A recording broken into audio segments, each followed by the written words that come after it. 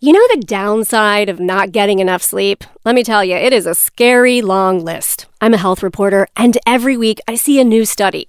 Lack of sleep, it's linked to anxiety, depression, weight gain, type 2 diabetes, even certain kinds of cancer. If you understood the damage that insufficient sleep has on the brain and the body as I do, you would choose to do nothing else. It's purely a selfish act on my behalf that I give myself that 8-hour sleep. That is sleep guru Matthew Walker. He's a sleep researcher at UC Berkeley and the author of Why We Sleep.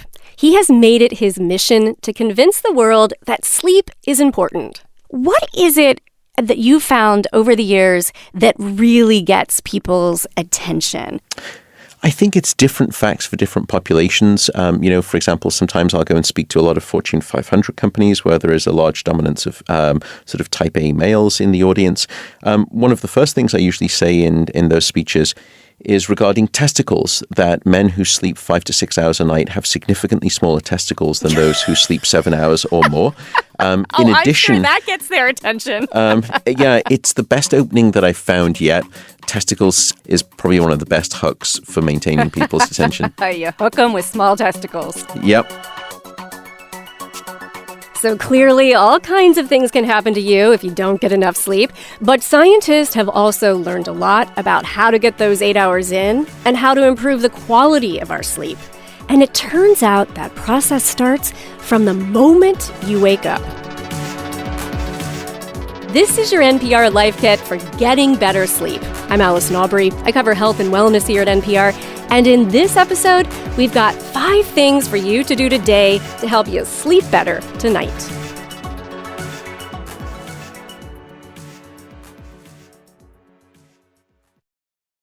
Support for this NPR podcast and the following message come from LinkedIn and the new LinkedIn Learning, which offers over 13,000 online courses to help you achieve your goals. You can take a course like Mindfulness, about the importance of listening, thinking, and communicating positively, acting with compassion, managing stress, and much more. LinkedIn Learning videos are short, so you can fit a lesson in during your morning routine and apply it that afternoon. And Life Kit listeners get a month of learning free. Start your free trial at linkedinlearning.com/NPR. There is plenty to be said about good nighttime routines for bed. But in this episode, we will focus on how your daytime habits influence your sleep. One thing you need to know is you may not feel tired until 9 or 10 o'clock tonight, but your body started to prepare for sleep first thing this morning. From the moment that everyone woke up this morning that's listening to this, a chemical started building up in your brain, and that chemical is called adenosine. And it is the sleepiness chemical. And the longer that you're awake, the more of that sleepiness chemical builds up in the brain. And after about 16 hours of being awake, there should be enough of that healthy sleepiness sort of swilling around within your brain, enough of what we call sleep pressure to then make you feel ready to fall asleep and then stay asleep for 8 hours. Is it really that direct? Is there really this compound that says, you are drowsy now? My biology is telling me to go to sleep. Yeah. And it's during that 8 hours of sleep that the brain then starts to clear away and remove all of that adenosine, all of that sleepiness chemical. And now you're ready to wake up. But here's the problem. In our society where it's go, go, go 24/7, lots of us override our internal body clocks. We just ignore these signals to sleep. What do I mean? Well, let's walk through a typical day. So, let's say it's morning, the sun is shining, but where are you? Many of us start our day in our dark bedrooms, then we stop by a dark coffee shop, then we get into our indoor cubicles where there's no natural light. So what's missing? Daylight is perhaps one of the most powerful resetters of our 24-hour clock. So we need things like daylight just to keep us regular, to keep the precision of our 24-hour clock bang on the money. So go ahead, pull open those curtains, or better yet, go outside, because natural light is the best kind of light. When daylight floods into the brain, it tends to put the brakes on a hormone called melatonin. And melatonin is the darkness hormone. It's the hormone that circulates in your brain and your body, and like a chemical bullhorn, shouts out to all of the cells of your brain and your body, it's nighttime, you should be asleep. But when daylight comes through the eyes, it actually turns the faucet off on melatonin. So there's no more melatonin being released. So your brain now realizes, oh, it must be daytime. It's time to wake up. So how much light do you really need in the morning? Try to make sure to get outside for at least 20 minutes during the early to mid-morning hours to infuse your brain with daylight. These data and these scientific studies are now well replicated that having daylight exposure in the morning tends to lead to better sleep in the evening. Okay, so your next habit to reconsider, caffeine. If you're like me, you get to the office, you have a cup of coffee, maybe another one. Here at NPR, it's free, it is super popular, and certainly that cup of coffee at 10 a.m., it can't really interfere with my sleep tonight, right? So I think people misunderstand caffeine and how it works with sleep. The way caffeine works is that it enters your system and it latches on to the receptors of adenosine. And you'll remember we were talking about adenosine. We were talking about that. That's right. Exactly the thing you want to build up to help you sleep. That's right. So adenosine is the sleepiness chemical. So essentially caffeine comes into your system and it hits the mute button on the adenosine signal of sleepiness. So it wakes you up. Now, the issue with caffeine is that it has a half-life of about 6 hours in most people. It has a quarter life of 12 hours. What I mean by that is if you have a cup of coffee at noon, a quarter of that caffeine is still circulating in your brain at midnight. Now, some of you may not think this applies to you, and some people are way more sensitive to caffeine than others, but Walker says even if you don't get the caffeine jitters, it can still interrupt the quality of your sleep. Some people will say to me, look, I can have an espresso after dinner and I fall asleep and I stay asleep, so no harm, no foul. I'm okay. And the answer is maybe not. We've done these studies where we give people a standard cup of coffee, a dose of, let's say, 180, 200 milligrams of caffeine. And then we put you to bed and then we measure your sleep. And what we find is that even if you fall asleep and stay asleep, the amount of deep sleep that you get is reduced by about 20%. So even those people who say, I can drink coffee right before I go to bed, they're not exactly right. They're not exactly right because they end up shortchanging the brain in terms of that deep sleep. And hopefully, if this helps you sleep better, maybe you don't need that 2 p.m. latte. So the bottom line, and this is your take-home number 2, you want to try to put the brakes on caffeine by late morning. I think people need to be quite mindful of the timing of their caffeine, and the advice usually would be try to stop drinking caffeine about 14 hours before you expect to go to bed. Now let's talk about exercise. It's 5:15. I'm trying to get to the spin class at NPR, but everything's going crazy at home. I've got last-minute things to do to work. I'm going to miss it today. So how will missing out on my workout interfere with my sleep tonight? So the relationship between sleep and exercise is quite well understood, and it's bidirectional, in fact. What do you mean bidirectional? Well, we started off thinking that exercise had a beneficial impact on sleep, and the answer was yes, it does. But what was even perhaps more powerful statistically was that better sleep at night predicted a greater likelihood that you would actually exercise at all the next day. So sleep begets exercise, and exercise begets sleep. Now, exercise may help promote sleep in 2 ways. Physical activity is known to reduce anxiety, so that can help you sleep better. And exercise can also physically tire you out. That can make you sleepy too. And just to give you a sense of how beneficial exercise can be, Matthew Walker writes in his book about a study of a group of older adults who had sleep issues. They found that after 4 months of increased physical activity, they were sleeping about an hour more on average per night. If you add that 1 hour up week after week, month after month, decade after decade, it's like compounding interest on a loan that it really starts to sort of increase and become quite voluminous in terms of a long-term escalating impact. Okay, so bottom line, I should get to that 5:15 cycling class. Is that what you're telling me? I am.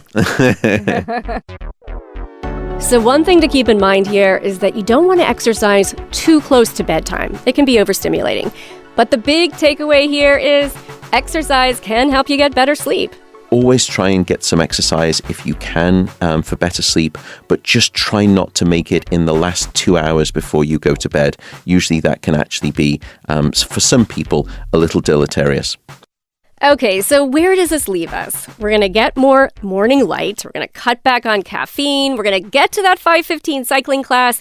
Now, what about happy hour?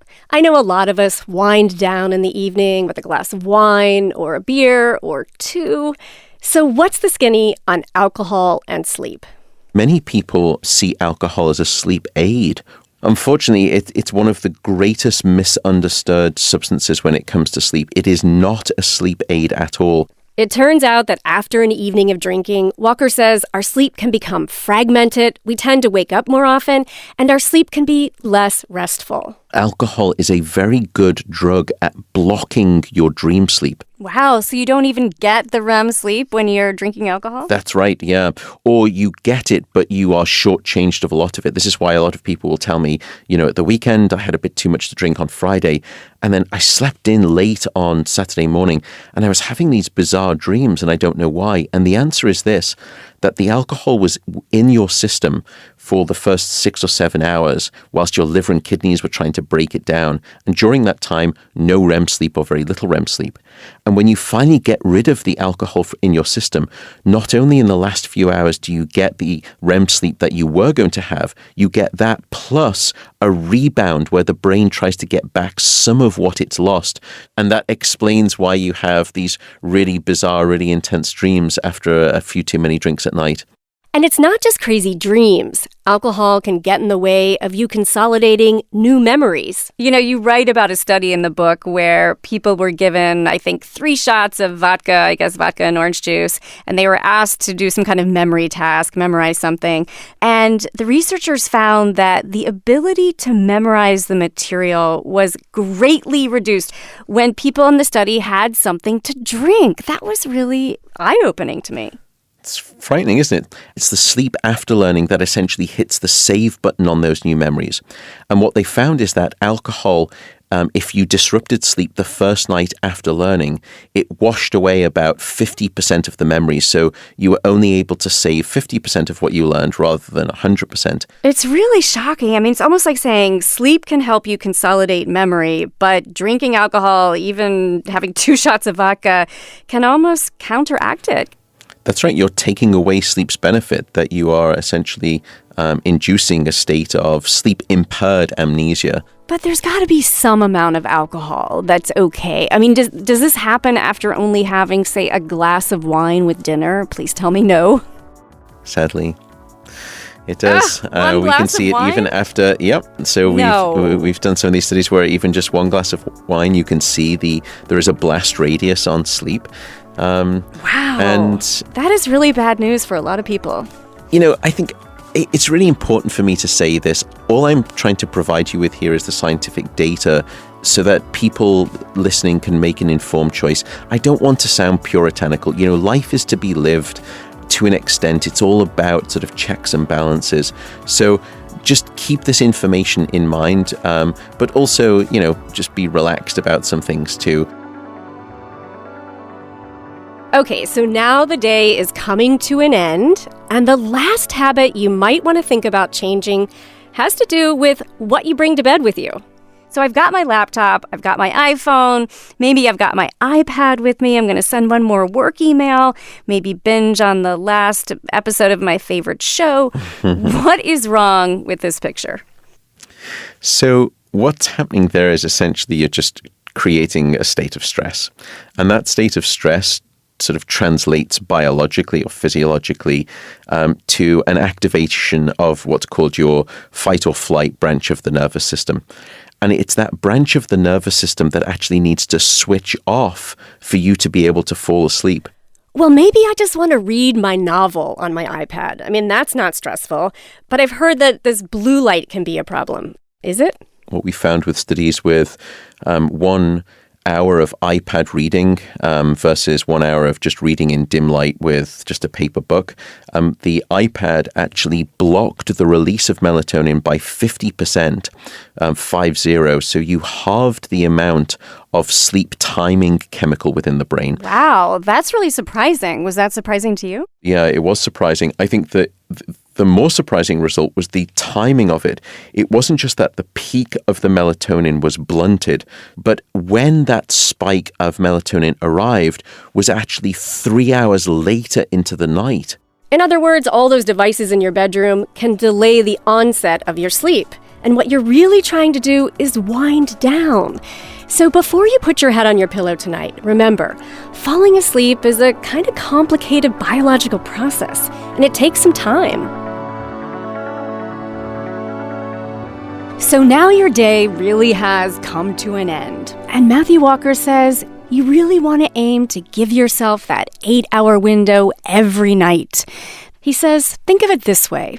We evolved to sleep. Every species that we've studied to date appears to sleep. What that means is that sleep probably evolved with life itself on this planet. And from that point forward, it has heroically fought its way through every step along the evolutionary pathway. That must mean that if sleep does not serve an absolutely vital set of functions, then it is the biggest mistake that the evolutionary process has ever made. And if that doesn't make it seem important, what possibly could? So remember, you want to tweak your habits during the day. It really can make getting that sleep you need at night a little easier. So, you ready to make a change? Let's recap what we've learned. Takeaway number 1, start the day with a splash of sunlight. There is good evidence that morning exposure to daylight helps you sleep better. You get more consistent sleep, and the quality of that sleep tends to be better as well. So get that good morning daylight. Takeaway number 2, don't overdo the caffeine. It can interrupt your sleep, even if you don't notice it. Trying to cut caffeine off somewhere between 12 to 14 hours before you expect to go to bed is a fantastic rule of thumb. Takeaway number 3, exercise can increase the quantity and the quality of your sleep. Exercise during the day, as long as it's not too close to sleep at night, is sleep promoting. And when you get good sleep, you are far more likely to exercise the following day as well. It's a golden reciprocal loop. And takeaway number 4, you might want to cut out the nightcap. It's a hard piece of advice. It makes me deeply unpopular, but sound sleep usually comes after a night of no alcohol. And finally, at bedtime, get those devices out of your bedroom. Try to avoid screens and screen time at least an hour before bed, and if you can, keep those devices out of the room. Instead, try reading an old-fashioned book. You know, the kind printed on paper. That's it for this episode of Life Kit. Be sure to check out our next episode. It's about rituals for falling asleep. We'll talk about meditation, melatonin, and socks. If you like what you hear, make sure to check out our other Life Kit guides at npr.org/lifekit. And while you're there, subscribe to our newsletter so you don't miss anything. We've got more guides coming every month on all sorts of topics. And here, as always, is a completely random tip, this time from Nicole Cohen of NPR's education team. My tip is for cookbooks. I get really overwhelmed by big, beautiful cookbooks. And so I started sitting down and reading through them the way I would a regular book, and then just marking all the great-looking recipes. And then after that, I work my way through all the marked recipes. And it's a really easy way to get a feel for the cooking style without feeling overwhelmed. If you've got a good tip or you want to suggest a topic, email us at lifekit@npr.org.